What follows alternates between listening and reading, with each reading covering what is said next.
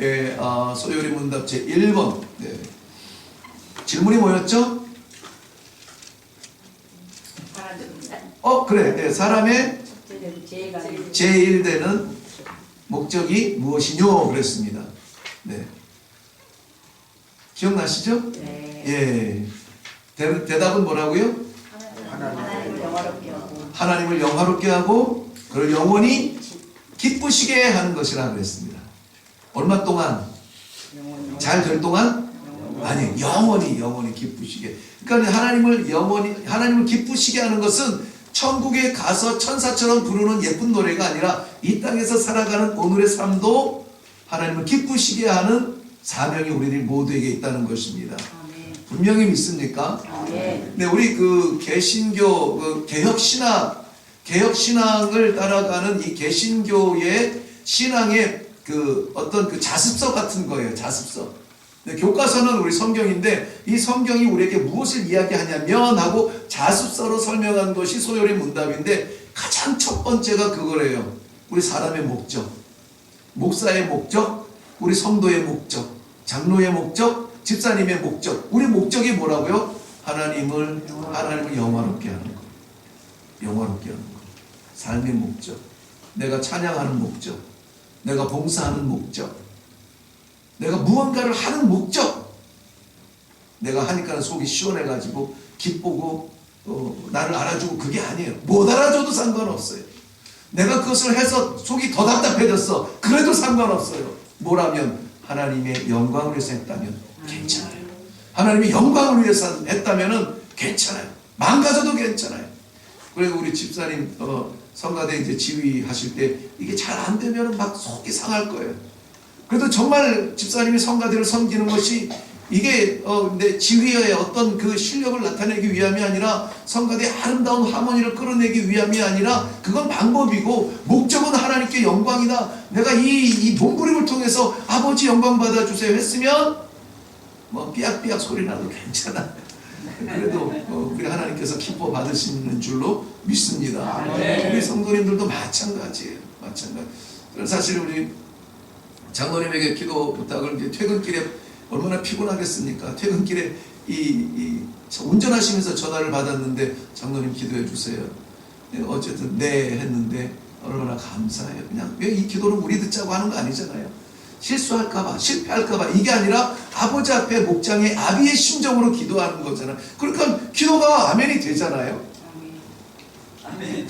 안 되셨나봐요. 저는 아멘이 되더라고요. 감사합니다. 그래서 오늘은 이제 두 번째인데요. 그 하나님께 영광이 되도록 해야 되고 영원히 하나님의 기쁨을 위해서 우리가 살아드려야 돼요. 맞습니까? 네. 그런데 문제는 어떻게 그렇게 할 수 있느냐가 문제예요. 어떻게 하지? 방법을 모르겠는 거예요. 그래서 오늘 질문은 하나님은 무슨 규칙을 주심으로 우리에게 어떻게 그분께 영광을 돌리고 즐거워할 것인가를 지시하셨나요? 하는 거예요. 무슨 말씀이냐면은 하나님께서는 그냥 닥치는 하고 싶은 대로 해봐라. 내가 영광 받을게. 골라서 받으시는 게 아니라는 거예요. 하나님은 규칙을 정해놓으셨어요. 뭐를 정해놨어요? 규칙을 정해놨어요. 규칙을. 그래서 그 안에서 하는 것이 영광이에요. 그 안에서는 좀 못해도 되고 좀 잘해도 되고 부족해도 되고 넉넉해도 돼요. 그 안에서 하면은 돼요. 그런데 그 안에라고 하는 그 안이 뭐냐 이거죠. 그걸 알아야 우리가 하나님 앞에 영광을 돌릴 거잖아요. 그걸 오늘 저희들이 찾아갈 겁니다. 말씀은 우리 오늘 본문 말씀 가운데 있어요. 본문 말씀 가운데 모든 성경은 하나님의 무엇으로 된 것으로? 감동으로 된 것으로 그랬습니다. 모든 성경은 하나님의 감동으로 되게 하셨는데 왜 그럼 하나님이 자기 호흡을 불어 넣어 주셔서 이 말씀을 우리에게 주셨냐면 우리로 하여금 하나님 앞에 바른 영광을 올려드릴 수 있는 길을 보여주시는 것입니다. 오늘 읽지는 않았습니다만 계시록 22장 18절부터 19절까지의 말씀은 이렇게 기록되었습니다. 내가 이 두루마리의 예언의 말씀을 듣는 모든 사람에게 증언하노니 만일 누구든지 이것들 외에 더하면 하나님이 이 두루마리에 기록된 재앙들을 그에게 더하실 것이요. 만일 누구든지 이 두루마리의 예언의 말씀에서 제하여 버리면 하나님이 이 두루마리에 기록된 생명나무 및 거룩한 성의 참여함을 제하여 버릴 것이다. 무슨 말씀인지 아시겠어요? 누구라도 이 하나님의 말씀에 더하면, 한마디라도 더하면, 더 붙이면 이 성경에 기록된 모든 제한들을 그에게 더하겠다는 거예요.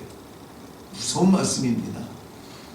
누구라도 이 하나님이 하시는 말씀에서 요거는 마음에 안 들어, 요거는 내 타입 아니야, 이렇게 빼버리면은 생명나무에서 그 이름을 빼버리겠다는 거예요.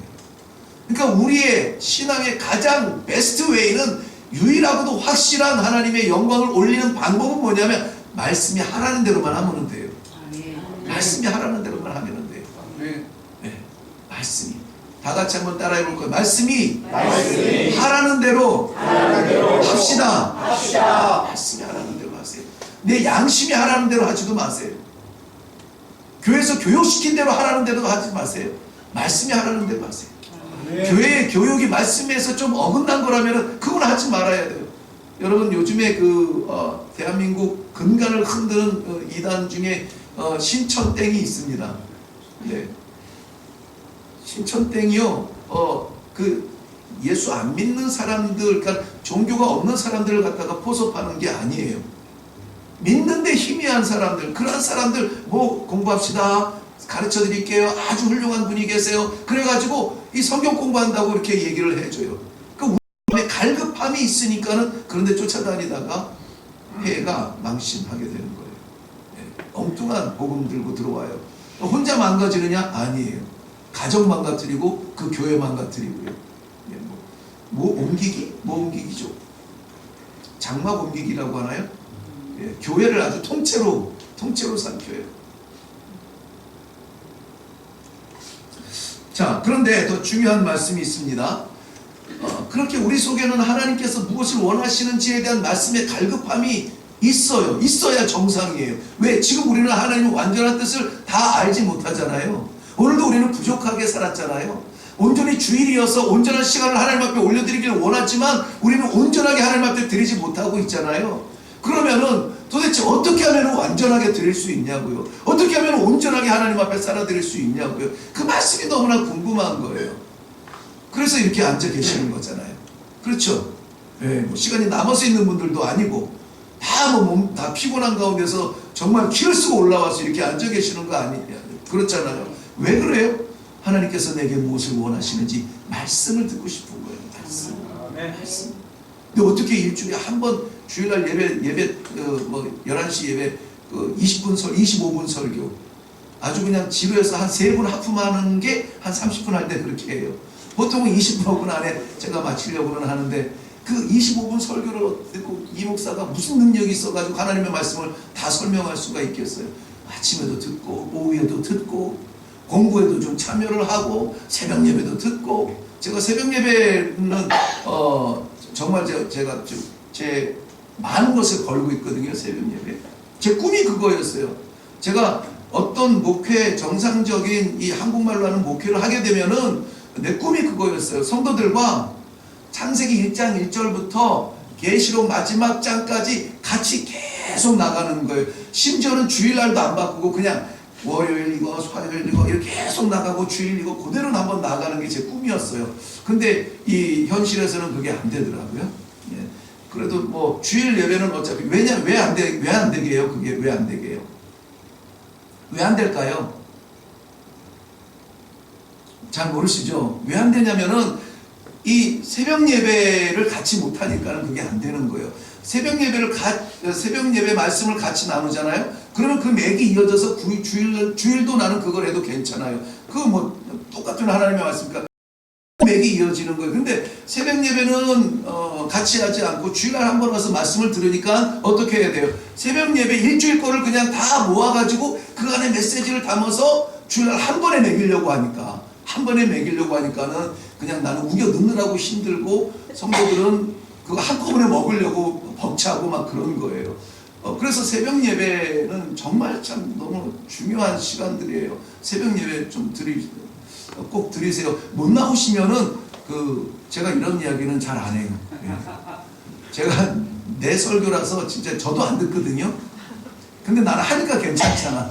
하지도 않고 듣지도 않는 건 도대체 무슨 강심장이에요. 그리고 어떻게 신앙을 어떻게 목사 하나님께서 왜 이 목사를 이래교회 보내셨는지 어떻게 알겠어요. 일주일에 한 번 들어가지고 새벽 예배를 통해서 계속 제 속에서 이렇게 나오는 고정적인 단어들이 있고 고정적인 방향이 있고 색깔이 있잖아요. 그러면 하나님이 이래교회에 이러한 성숙과 방향을 위해서 저 사람을 보냈구나. 그게 마음에 안 들면 얼른 다른 데를 찾아봐야 돼요.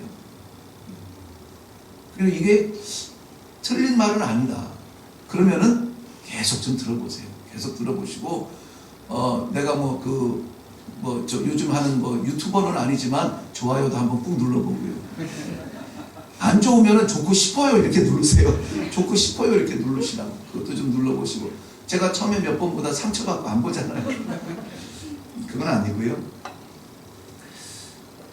하나님께서 말씀을 주실 때에는 뜻이 계셔서 우리에게 말씀을 주시는 거예요.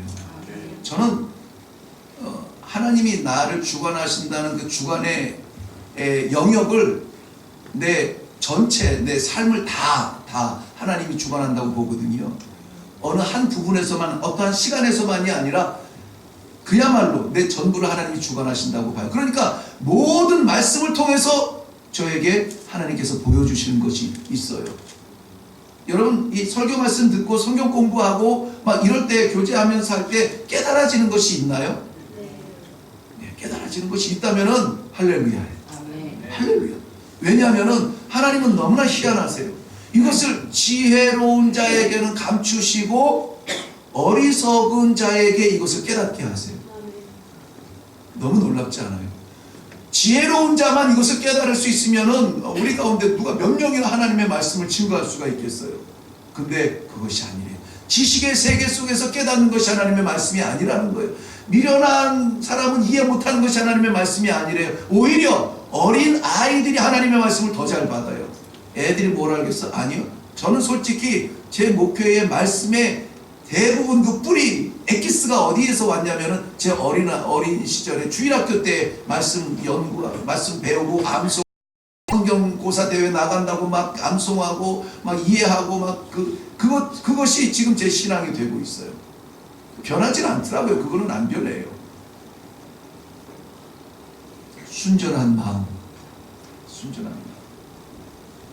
우리 하나님께서 말씀하여 주실 때에 아멘 할 수 있는 그러한 마음. 그들에게 하나님께서 말씀을 주신다는 거예요. 지혜자에게만 주는 것이 아닌 것이 얼마나 나는 은혜가 되는지 몰라요. 한국의 강단이 무너졌다고 우리가 가슴을 치면서 얘기하는데요. 저는 신학생들하고 이야기했습니다.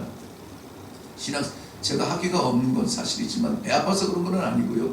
한국교회 강단이 정말 그 뜨겁게 철회하면서 목사님들 강대상에서 무릎 꿇고 철회하면서 막 기도하고 성도들이 막 강단을 향하여서 막 이렇게 손을 들고 기도하고 그런 시절이 이 80년대까지 70년대 후반 80년대까지 그런 분위기였어요. 정말 막 한국교회 부흥이 그랬어요. 근데 언제부터 이게 이 지식의 세계로 바뀌었어요? 박사 아니면은 안 돼. 목사님 청빙하는데 박사님 우선순위 그래가지고 미국에서 막 모셔오고 막 저는 사실 솔직히 목사로서요 목대상을 학위로 채워지기 시작하면서 우리의 이 심령이 차가워지지 않았나 하는 생각이 들어요. 많은 것을 배우고 알기는 돼요. 그런데 알고 이해하는 데는 되는데 뜨거움이 더 사라지게 되는 거예요. 무턱대고 아멘하는 것이 이제 우스운시기가 됐죠. 저는 아직도 그게 좋아요. 근데 왜냐면은 무턱대고 아멘 하면은 하나님께 무턱대고 던져놓는 거거든요. 그럼 하나님이 알아서 하시는 거니까 저는 그 신앙이 좋아요. 지식의 세계가 조금 우리 애들에게 명료하게 보여지는 것처럼 보일 수는 있어요. 근데 지식의 세계는요 끝이 없어요. 끝이 없어요. 누가 그러더라고요. 무식에는 끝이 없다 그러는데요. 지식에도 끝이 없습니다. 우리가 지금 갈 수 있는 우주에 갈 수 있는 데가 몇 개나 돼요? 달을 밟았다고 하는데 밟았는지 안 밟았는지 모르겠지만은 화성? 예, 물이 있는지 없는지 이제 그거 준비하고 있어요. 70년대부터 이거 우주선을 쏴가지고 70년, 80년, 90년, 2000년, 30년, 40년이 다 돼가는데 이제 물이 있나 없나 땅 파보겠다는 거예요. 땅 파보겠대요. 물이 있었던 흔적이 있었던 것 같은데 진짜인지 모르겠다는 거예요. 그런데 화성은 볼 수가 있잖아요. 달은 볼 수가 있잖아요. 과학이 발달하면서 지식의 세계가 발달하면서 그것을 볼 수 있어요. 그러면은 문제는 뭡니까? 더 많은 게 보여요. 더 많은 별들이 보여요. 더 멀리 보여요. 아이고, 얘를 정복하면 끝나는 줄 알았는데 그 뒤에 더 있어요. 더 있어요. 더 있어요. 끊임없는 숙제 속에 우리는 빠질 수밖에 없어요. 지식은 우리를 채우지 못합니다. 구원은 우주에서 오지 않아요. 구원은 지식에서 오지 않아요. 별 하나 탐사하고 그것을 해석하고 다 이해한다고 해서 거기에서 오지가 않습니다. 하나님께서 말씀으로 우리에게 길을 열어주시는 그 길만 따라가도 벅차요. 사랑하는 성도 여러분, 하나님께서는 우리들에게 지혜의 세계 속에서 이 말씀을 이해하도록 그렇게 수학을 공식처럼 만들어 놓지를 않으셨어요. 어떠한 사람이 이렇게 해서 그것을 받을 때 그렇게 알 수가 있다, 그렇게 가둬놓지 않으셨다는 것입니다. 그런데 하나님께서는 그 길을 찾을 수 있도록 우리에게 말씀을 허락해 주신 그것을 믿으시기를 바랍니다. 하나님, 우리에게 하나님의 존재를 깨달을 수 있도록 하나님이 길을 열어주시는 그것만 보면 돼요. 그게 두 가지예요. 두 가지. 하나는 우리가 흔히 이야기하는 일반 계시라는 것이 있어요. 일반적인 계시예요. 누구나 다 볼 수 있는 계시예요. 그야말로 우주의 계시, 우주의 계시. 창조 질서의 계시예요. 시편 19편 1절 말씀에는 하늘이 하나님의 영광을 선포하고 궁창이 손으로 하신 일을 나타내는도다. 우리가 침묵하고 우리가 하나님을 안 믿어도 하늘이 하나님의 하신 일들을 이야기해요. 누가 만들었어요? 창조주 하나님이 만드신 거예요. 궁창이 하나님의 손으로 하신 일들을 나타내고 있어요. 우리가 하지 않아도 하고 있어요. 그러면 하나님 우주 광경을 보면서 살아계신 하나님 창조의 능력을 고백할 수밖에 없게 그렇게 만들어요. 로마서 1장 20절 말씀에는 창세로부터 그의 보이지 아니하는 것들, 곧 그의 영원하신 능력과 신성이 그 만드신 만물에 분명히 보여 알게 되나니 그러므로 저희가 핑계하지 못할지니라 그랬습니다. 우리 주변에 우주만 존재하고 삼라만상이 존재하는 한은 하나님이 안 계신다고 말할 수가 없다라는 거예요. 삼라만상, 나무 하나, 풀 한 폭이라도 누군가 존재케 했으므로 있지 아니하느냐? 누가 있게 하겠느냐? 창조주 아니냐? 우연을 증명할 수 있어요. 창조를 증명하는 책이 있잖아요. 풀 한 폭이도 하물며 그런데 사람이라고 하는 이 존재가 이 땅에서 살아가는 동안에 우연히 왔다가 우연히 간다. 증명할 수 없는 가설을 가지고 주장하고 있다고 하는 것입니다. 우리가 그래서 눈을 들어서 하늘을 바라볼 때에 하늘의 무수한 별들 아름다움을 볼 것이 아니라 그 별들을 지으신 하나님을 찬송할 수 있는 성도들의 수준이 되기를 바랍니다. 어딘가를 가서 보아도 아름다워, 너무 아름다워, 너무 아름다워. 여러분, 아프리카 하면은 좀 정말 메마르고 막 황량하고 볼 것도 없고 그럴 것 같죠?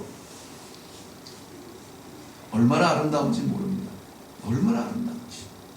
그래서 이걸 좀 알아야 돼. 이걸 좀 알아야 돼. TV에서 보여주는 이 기아 이런 데서 막 불쌍한 이런 파리 붙은 얼굴이 아니라 정말 파리는 나도 얼굴에 붙더만 그것만 보여줄 게 아니라 이런 아름다움을 좀 보여줘야 돼. 이 아름다움을 알지 못하는 영혼들 보여주고 싶은데 그거를 못 보여주겠더라.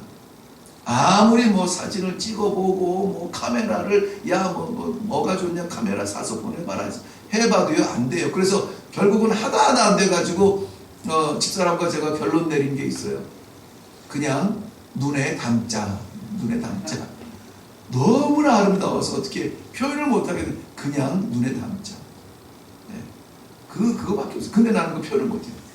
우리 하나님 아버지 지으신 모든 세계가 우리가 가고 싶지도 않은 아프리카에도 표현할 수 없는 아름다움이 있다고요. 그러한 것들을 볼 때 우리는 살아계신 하나님 아버지를 기억할 수 있기를 바랍니다. 아버지를 볼 수 있어야 돼. 두 번째는 일반적으로 모든 사람들이 볼 수 있는 자연 속에 하나님께서 계시를 감추어 놓으셨다면은, 두 번째는 정말 하나님이 너는 요거 좀 알아야 돼, 너는 나를 좀 알아야 돼 하고 하나님이 적극적으로 접촉하기를 원하고 만나기를 원하고 그와 함께 관계하기를 원하시는 그 사람들에게 하나님께서 주신 계시가 있어요. 이것을 우리는 특별 계시라고 합니다. 무슨 계시요? 특별 계시.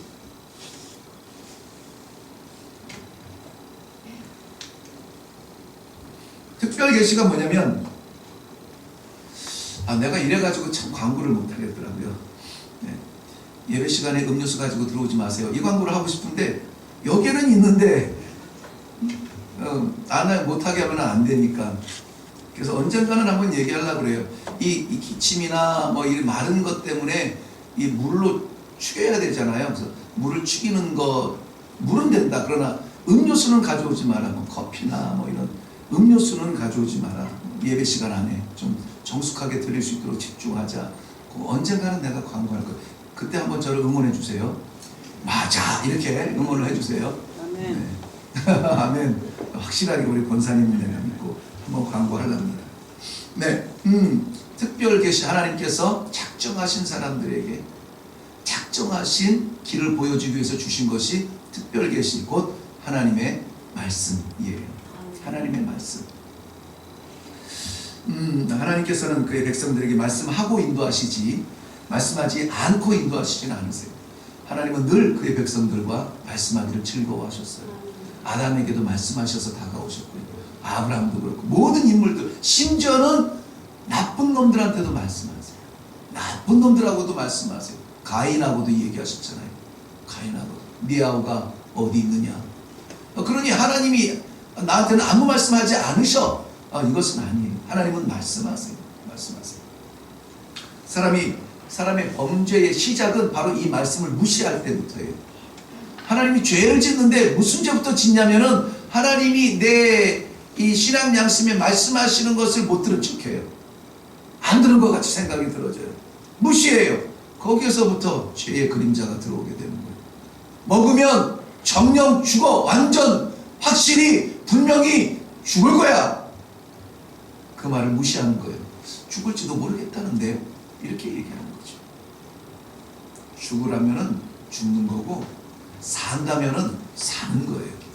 내가 나를 믿느냐? 살리라. 그러면 사는 거예요. 돌이 날라와도 사는 거예요. 죽어도 살겠다. 그 자리에서 죽어도 영원히 사는 거예요. 그런 단순한 믿음이 우리 안에 좀 있기를 바랍니다. 말씀을 거역하는 그러한 죄, 말씀을 거역하는 데에서 시작되는 그러한 죄, 하나님으로부터 멀어지는 거죠.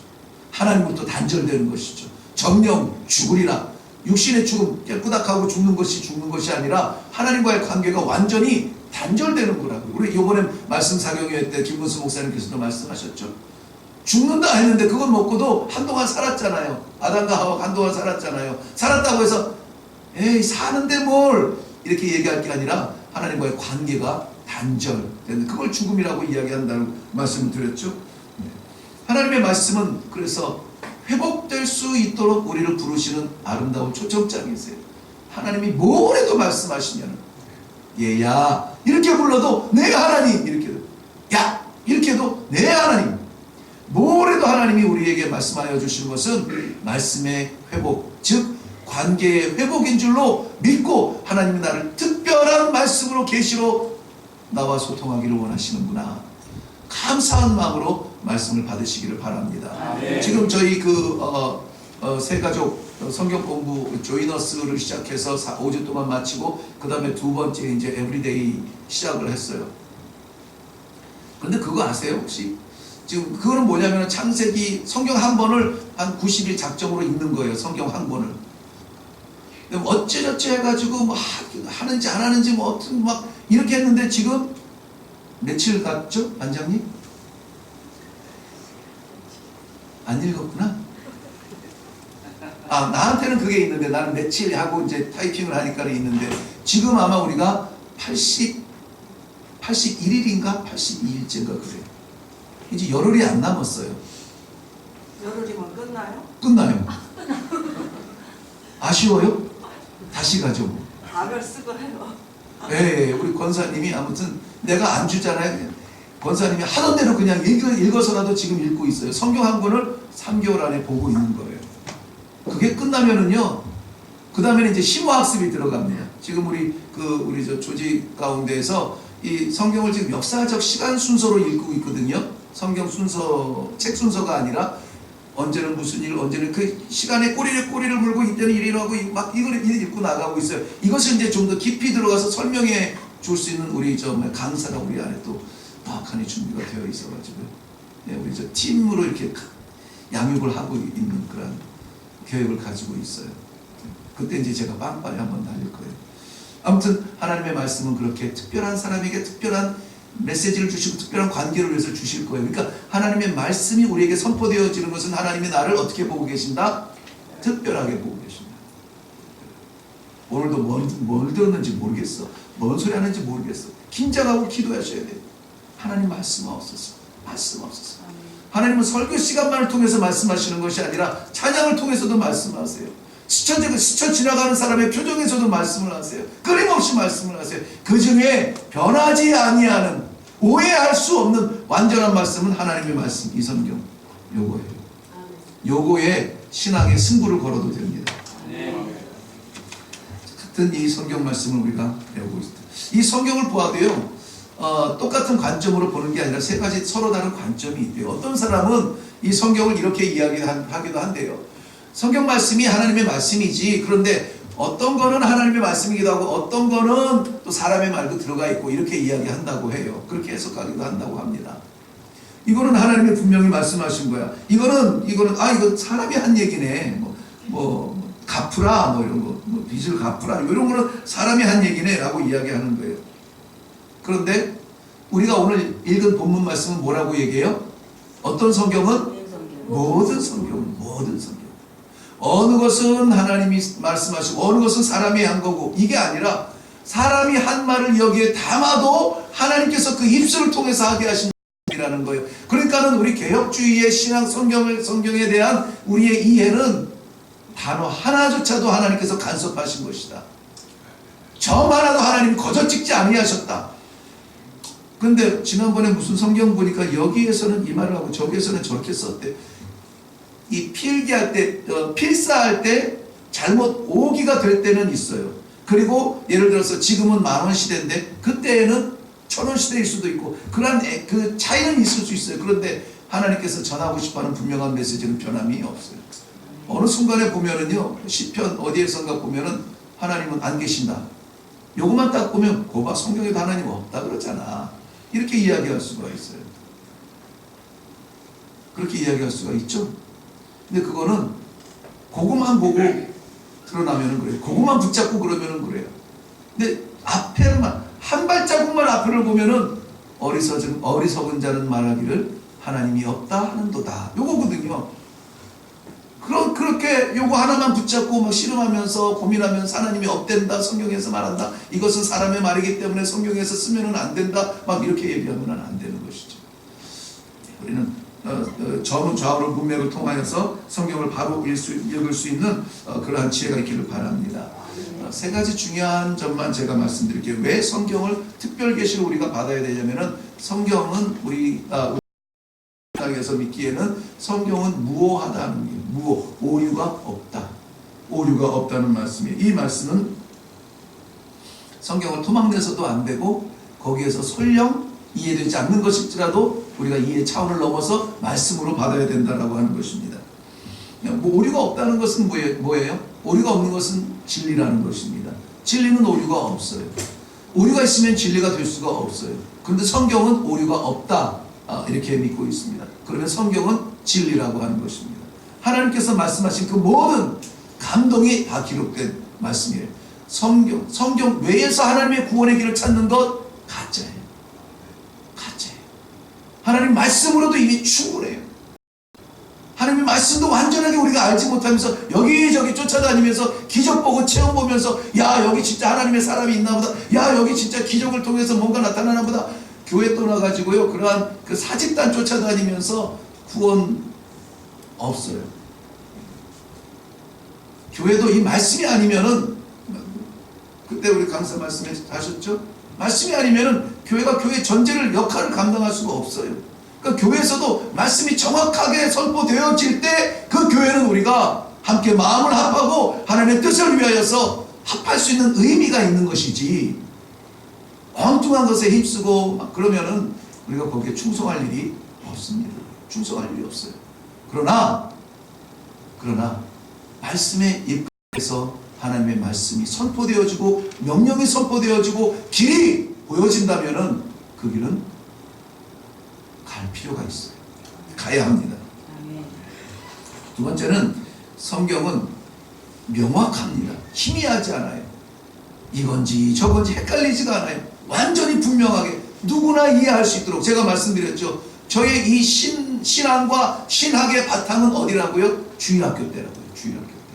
선생님한테 끌려다니면서 선생님 떡볶이에 끌려가지고 다니면서 암송하고 배우고 막 그때 했던 그 공부했던 그것이 이해가 되어져요. 여러분, 어린 아이들이라고 해가지고 막 이해 못하는 게 아니에요.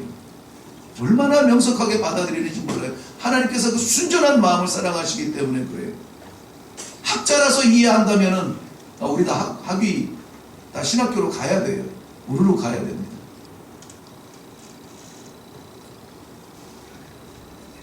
네, 세 번째, 성경은 충분합니다. 충족하다. 구원에 관한 모든 의문을 해결할 수 있는 충분함, 충족함이 성경에는 있습니다.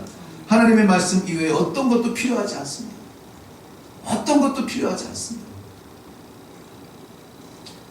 예를 들면 어떤 종교에서는 성경 인정하지만 성경 외에 정경도 있어야 되고, 또 전통적으로 지키는 것도 무시하면 안 되고, 그렇죠? 그런 거 있죠. 그래서 행사도 이것은 하면은 죄고, 안 하면은 죄고, 해야만 구원받는 것이고, 이런 형식적으로 자꾸 뭔가를 만들어내는 그런 것들도 있어요. 성경에서 말한 것이라면 모를까? 그럴싸해 보이는 것은 길이 될 수가 없습니다. 단호해야 돼요. 단호해야 돼요. 성경은 충분합니다. 완전하다고 이야기했어요. 얼굴과 얼굴을 보는 것처럼 완전한 것을 하나님께서 주셨다는 것을 믿으시기 바랍니다.